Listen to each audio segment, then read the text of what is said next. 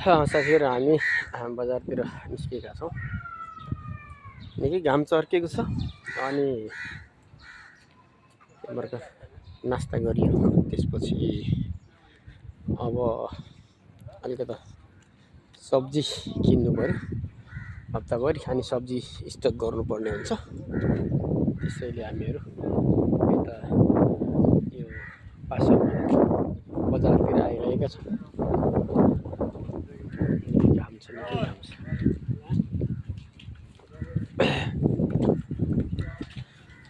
एकदमै घाम छ। शीतल रहेछ यहाँ, यस्तो रुखको छारी रहेछ।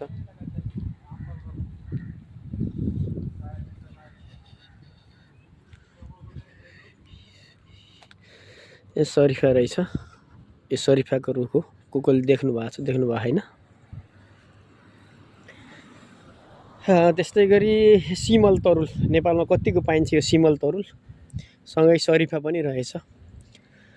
अनि यो नरिवलको रुख अब फल्ने बेला हुन थाल्यो, बोट बनाउन।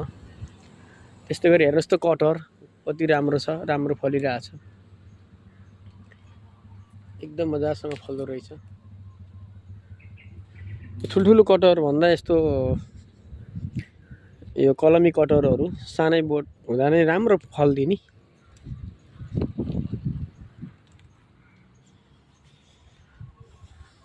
ल के कस्तो हुन्छ तपाईहरुलाई बजारतिरको पनि अपडेट गराउने छु।